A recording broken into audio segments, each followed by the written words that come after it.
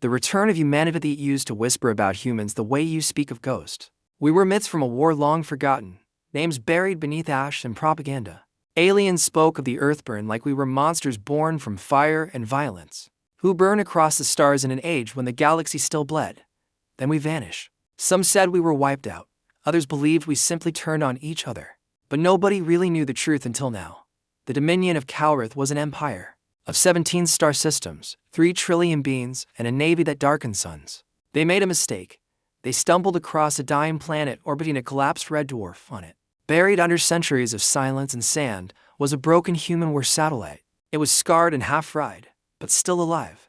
They took it, studied it, mocked it, and unknowingly woke it up. The satellite sent a signal, a single pulse across the void, and something answered. No one understood what it meant at first. Not until the sky split open over Cal Prime. Not until the stars bled black with vessels they had never seen before. Ships shaped like daggers, sleek as blades, flying in eerie silence. Not until the first orbital defense ring went dark and fire rained from above. While their fleet screamed through the communications in panic. I watched from orbit. I was not supposed to be there. I was just a salvage runner, ex-military. I was cleared to monitor junk routes and collect debris for the Dominion. Good enough to fly, not important enough to matter. But I mattered now because I knew what those ships were. I had heard the stories. My grandfather told me tales when I was a kid, drunk on cheap synthetic ale and grief. Humans ain't gone, he used to say. They just got tired of saving everyone. I never believed him. No one did. But standing there watching those long-forgotten vessels descend through fire like angels of death, I knew the old man was right. They did not come in peace. They came because someone poked the wrong corpse. Cal's fleet responded fast, but it did not matter. Their cruisers were ripped apart before they even locked targets. Their capital ships tried to run. Only one made it to hyperspace before something caught it mid-jump and tore it in half like paper. The sound still haunts me in my sleep.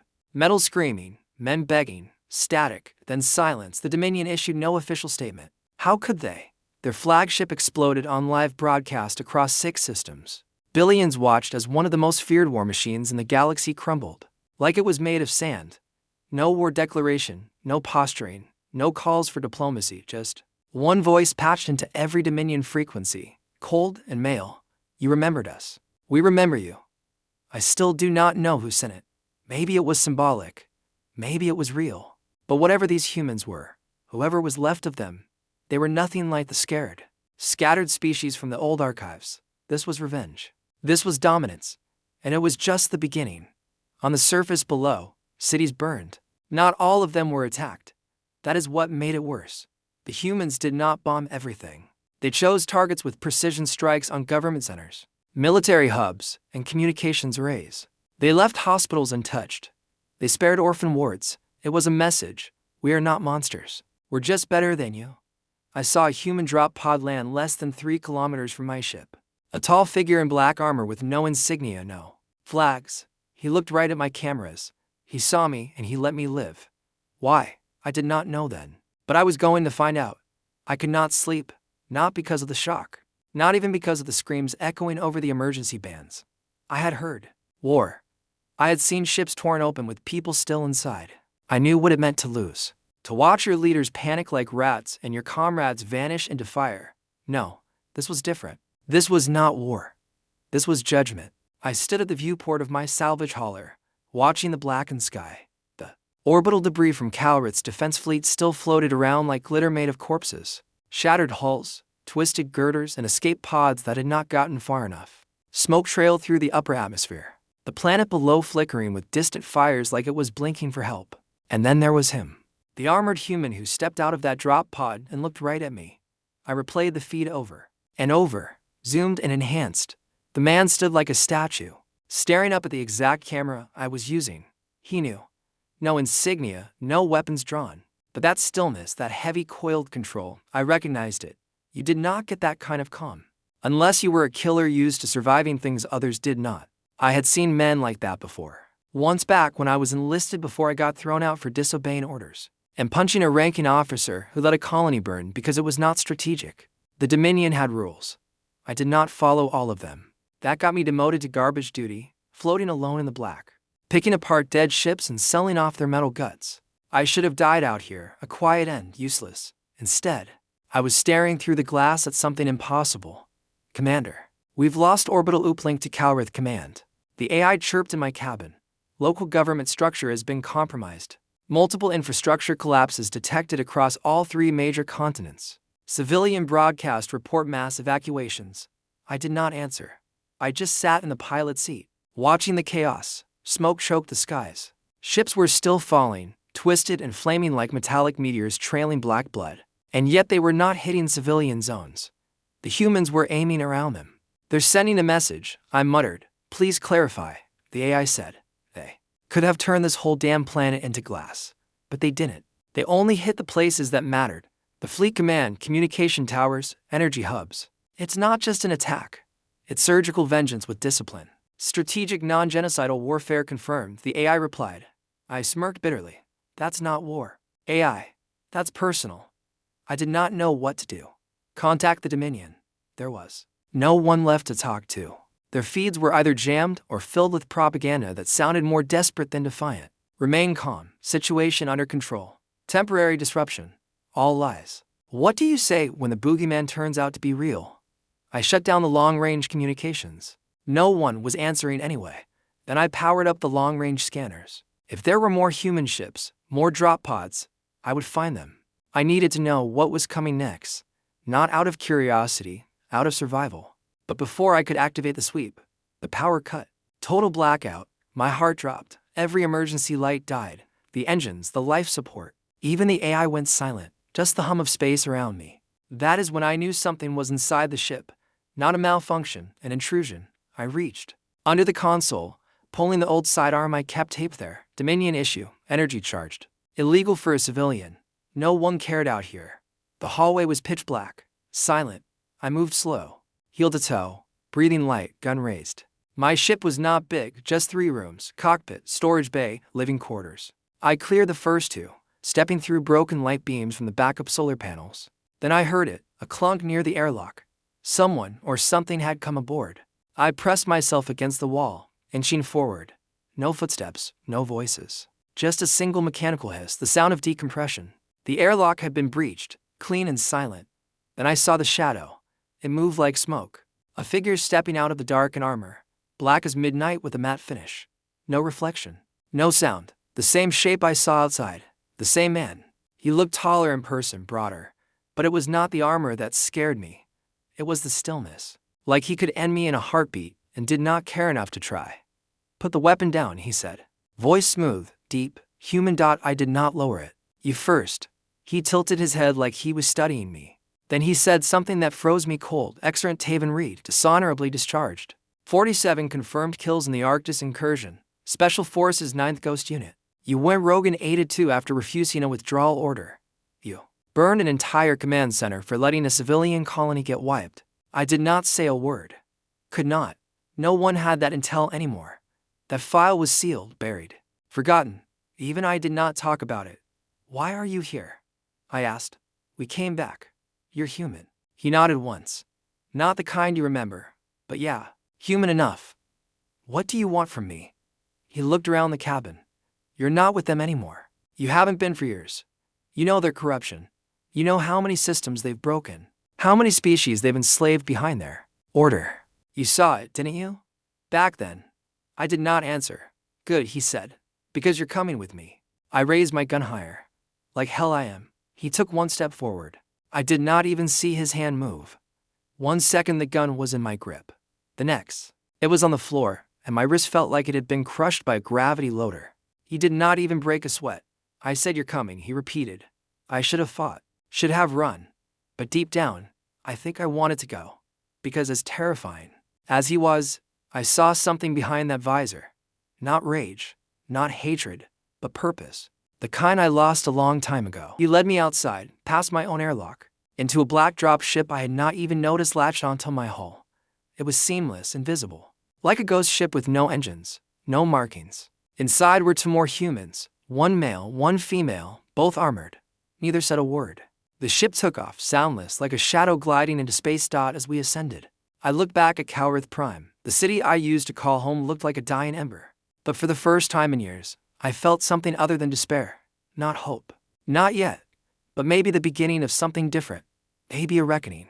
The human dropship moved like it was cutting through the fabric of space itself. Smooth, silent, without the usual hum or vibration I had grown used to on Dominion vessels. My stomach did not churn. My ears did not pop. It was like the air inside obeyed a different set of physics, and I was just along for the ride. No one spoke, not the woman sitting across from me, arms crossed.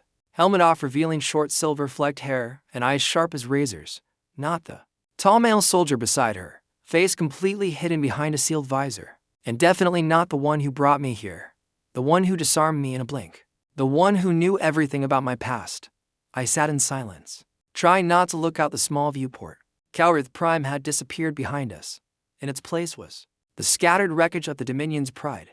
Burned-out defense satellites. Crippled destroyers spinning dead in orbit. Chunks of metal slowly drifting away from shattered orbital platforms. All of it floating like bones in space. It should have felt like justice, but all I felt was cold. "You got a name?" I finally asked. The armored soldier across from me did not move. Then after a pause, he said, "We don't use names anymore." "Not in the fleet." "The fleet?" I asked, raising an eyebrow. "You mean the damn ghost fleet that just wiped out an entire star defense in an hour?" A small smirk tugged at the corner of the woman's mouth. He leaned forward. His voice was calm, but heavy. "You're here because you're one of the few who saw through the Dominion's lies early. You didn't just rebel. You chose conscience over orders. That matters. That got me thrown out in case you forgot." "Exactly," he said. "That's why you're still alive." I did not respond. I was not ready to admit it, but part of me had always wished someone would tell me I did the right thing that day. Torching a command center to stop a withdrawal order. That would have condemned 60,000 colonists. Instead, I got court-martialed, blacklisted, and dumped in the outer ring with a busted hauler and a dishonorable discharge now. These people were treating me like I was some kind of seed they had been waiting to harvest. "We're approaching the fleet," the woman finally said, tapping a console beside her. The stars outside shifted. 1 second, it was just the void. The next, a ripple passed through the black. Like the space ahead had been hiding something massive, and now it was showing itself. Then I saw it. A fleet, no, a relic. Dozens of ships, none like the ones I remembered. From my service years, these were older pre-Dominion designs, angular and matte black, shaped for speed and stealth. But there was nothing clunky about them. These were not just warships. These were predators, sleek, low, silent. The Dominion's ships were built to intimidate. These were built to disappear, and then end you before you even knew they were there. At the center of the fleet, larger than anything I had seen before, was a vessel shaped like a crescent blade. Its hull glinted with a dull silver sheen that looked more like scar tissue than metal. It had no lights, no insignia, no ports, just a massive silent presence in the dark. "What is that?" I breathed. The armored man replied quietly, "The Warden. It's our flagship and our last home." The dropship slipped through the fleet without challenge. No beacons, no hails, just silent tracking, like they all knew we were coming. As we approached the Warden, the hull opened with a seamless split, revealing a hangar bay lit only by soft crimson lines across the floor. The moment we landed, the entire bay came alive with movement. Men and women in that same black armor moving, with practiced precision, weapons slung but ready, faces grim and focused. No laughter, no chatter, just professionals, warriors, and all of them human. The Dominion said humans were extinct outside the border colonies, that they destroyed themselves. That is what they taught us. That is what the entertainment videos showed. Lies. These people were not just survivors. They were preparing for something, for this. And I had just walked into the heart of it. They took me through metal corridors lined with ancient Earth banners, symbols I had not seen in decades. The old Terran flags, the United Earth Coalition insignias, patches from regiments I thought were long gone, everything preserved like a shrine to a forgotten empire. Eventually, we reached a chamber, a long, dark room filled with data displays, maps, or simulations. One wall projected a three-dimensional model of the Dominion territories, red markers blinking across planets. I knew Calrith was already marked as cleared. Standing at the center of it all was a tall man with a bare face, silver hair cropped short, and eyes colder than any vacuum. He turned as we entered. "You're the salvager," he said flatly. I recognized that voice, the one from the broadcast. "You're the one who said we remember you," I said slowly. He nodded once. "Admiral Rake, commander of the human Remnant fleet, Remnant." He stepped closer. "After the collapse, most humans died. Billions. Some joined the Dominion. Some were enslaved. The rest vanished. We did it. We hid.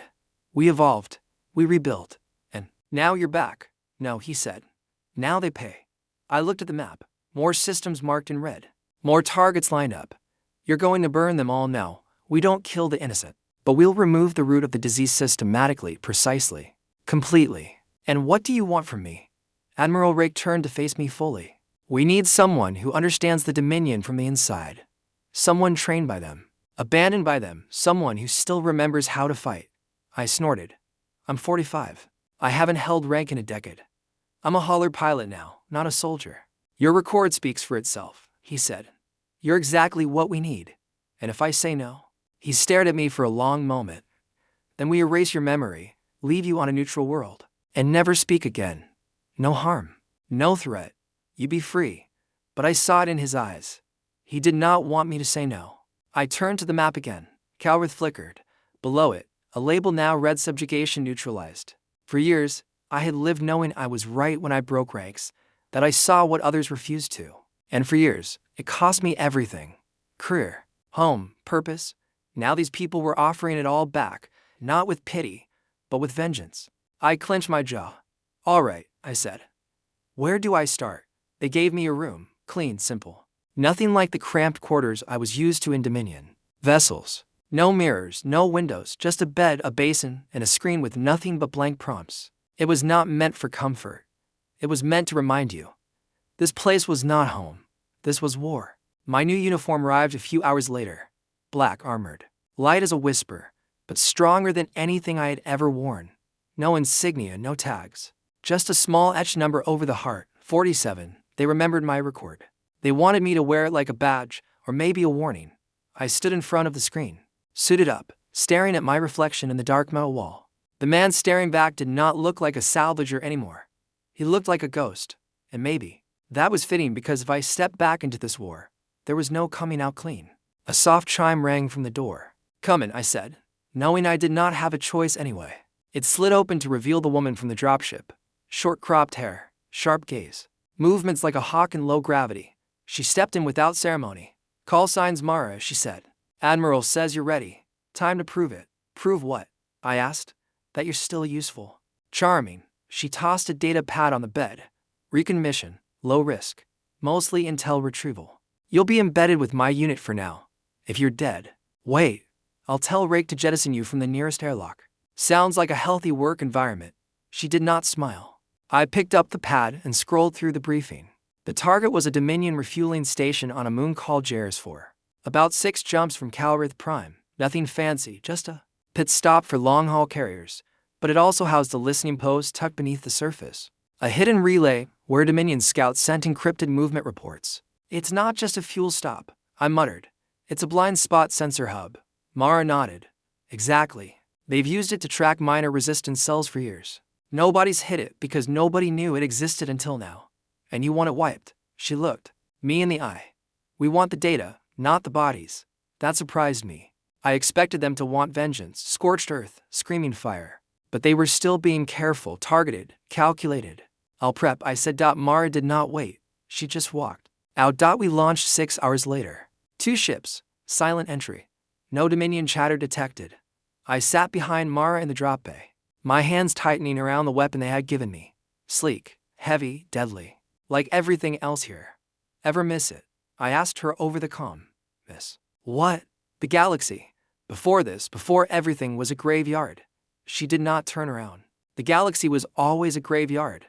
You just didn't see the bodies yet. Cold, but not wrong. We landed on the dark side of Jares 4, cloaked by its natural shadow. The terrain was jagged, icy, and scattered with old mining scars. Dominion architecture stuck out like bones, rigid, sharp, functional. The refueling station pulsed with light every few seconds. A heartbeat of artificial life. 2 towers for guard drones and a buried entrance leading down. Simple, quiet to quiet. We moved in squads. 6 of us fan out, communicating in low-band whispers. I had point because I had been in enough Dominion outposts to know their design patterns. If nothing had changed, the security panel would be 10 meters west of the main door, buried behind a false wall. I found it, cracked it open, still the same code structure. Arrogance kept the Dominion lazy. The door slid open.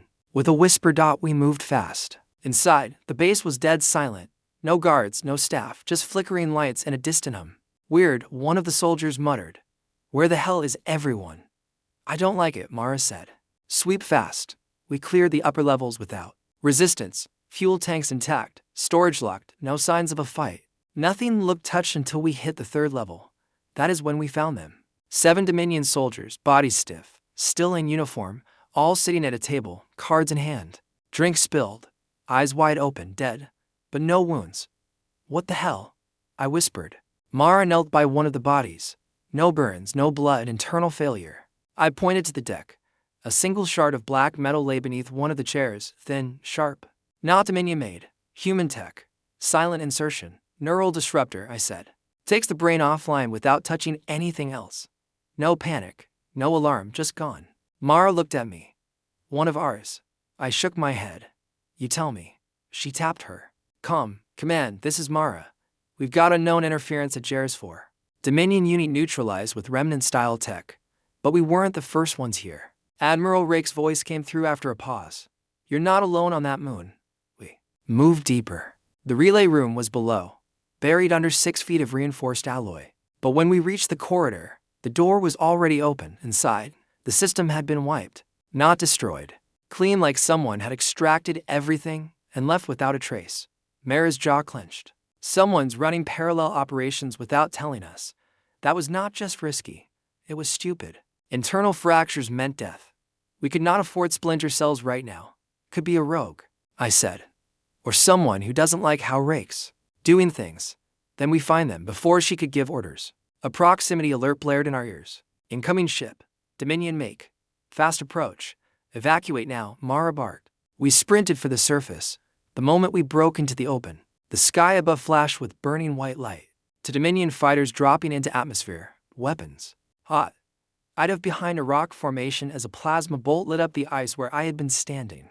The rest of the team scattered, returning fire in tight, disciplined burst. The first fighter screamed overhead, sleek, predatory, loaded with anti-personnel ordnance. We were not equipped for an air battle.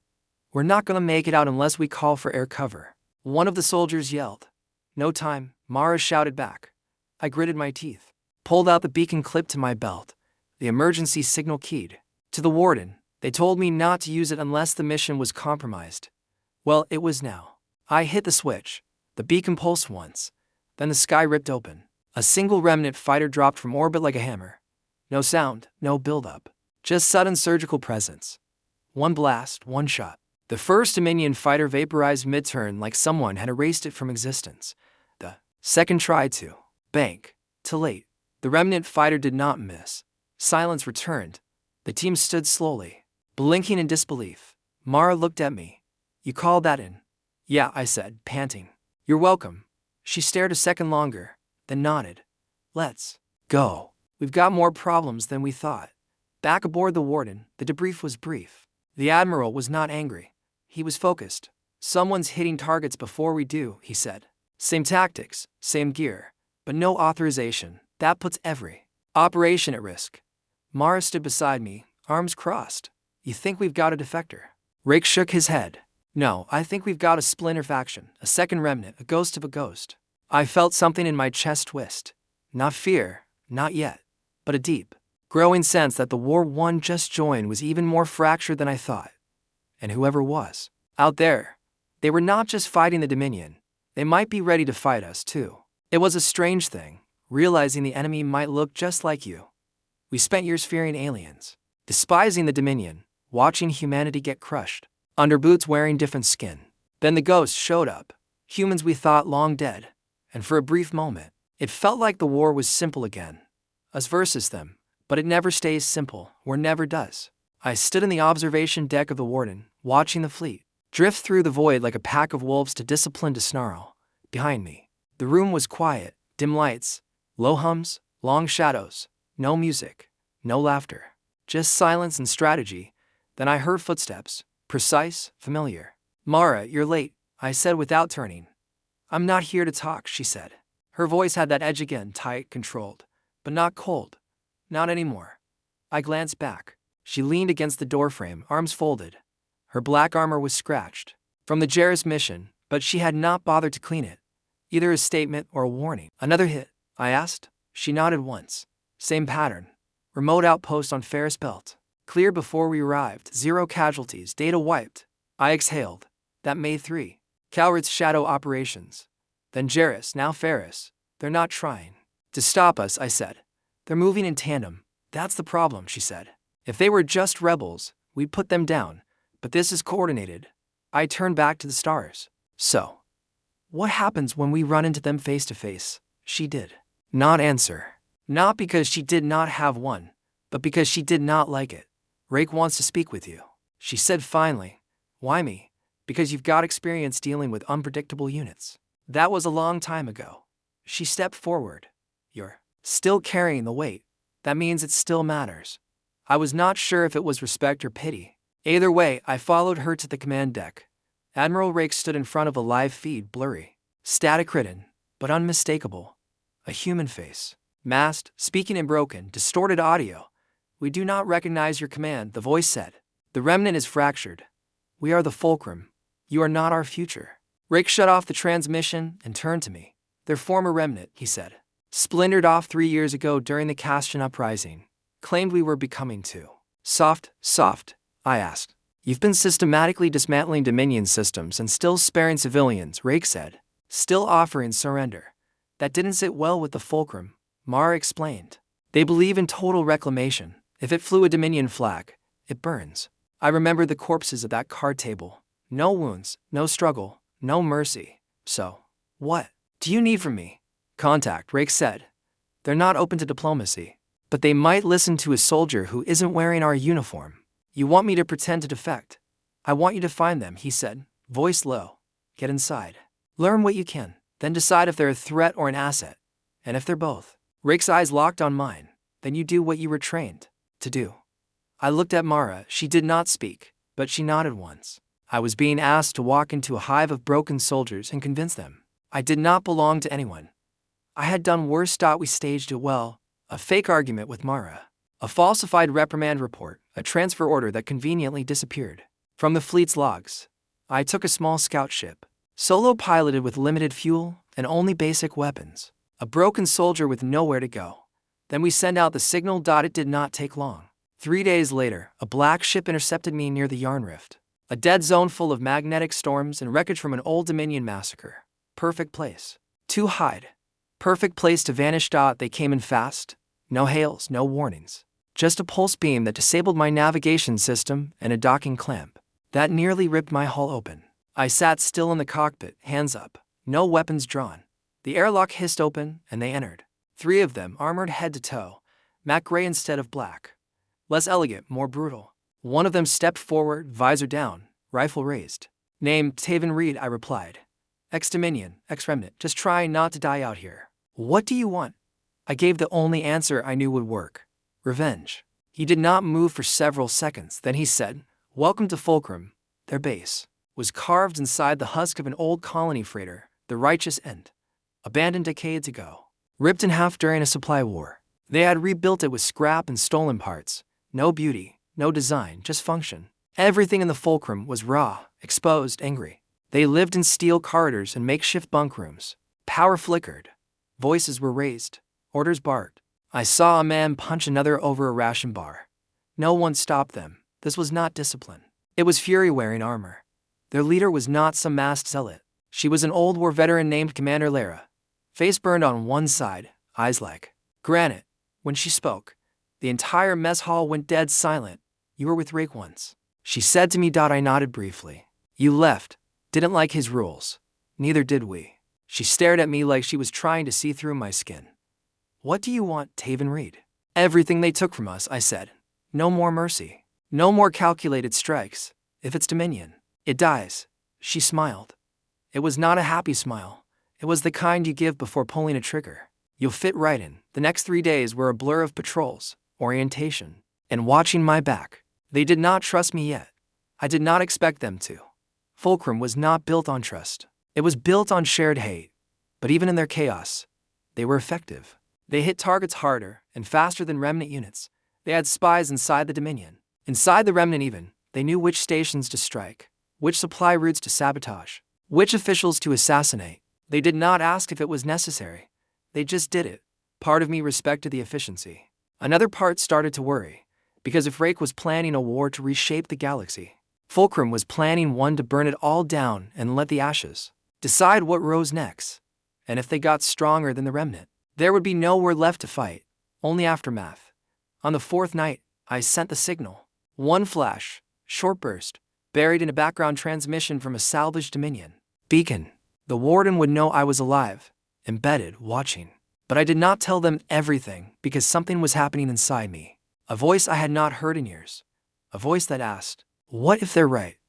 What if the Remnant's mercy was weakness? What if the only way to win was to make sure there was nothing left to rise against us again? And what if that meant choosing between two evils? I was not sure anymore which one I had sworn loyalty to. I did not sleep much during my first week. With Fulcrum, no one really did. They were not like the Remnant. No rotating shifts. No structured briefings, no scheduled downtime. They moved like insurgents, operated like ghosts, and lived like they were already dead. There was no pretending. Out here, I stayed alert, played the part. The angry ex-Remnant. The broken soldier tired of compromise. That was the face I showed them. But underneath, I was watching every movement, every command, every reaction, trying to understand who they were and what they really wanted. The answer came faster than I expected. Commander Lera summoned me to the operations center on the 7th day. The lights were dim. A single hole.